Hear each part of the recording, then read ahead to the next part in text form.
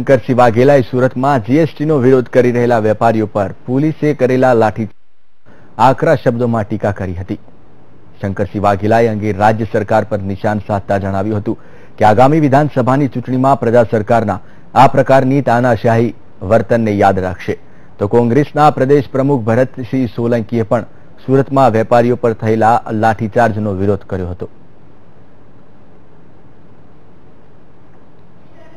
કે આ પ્રમાણે સરકાર બધાને બોલાવીને વાત કરે, શક્ય હોય તો ટેક્સટાઇલ અને બાકીના નાના ઉદ્યોગો છે જે રોજ કમાય છે, જે ત્યાંનું એમ્બ્રોઇડરી ઇન્ડસ્ટ્રી બહેનો 10-15 હજાર રૂપિયા કમાતા હોય, આ બધાના રીતે સારી રીતે આ જીએસટીનો એક બાજુ અમલ ન થાય, રાહત થાય એવી મારી માગણી છે।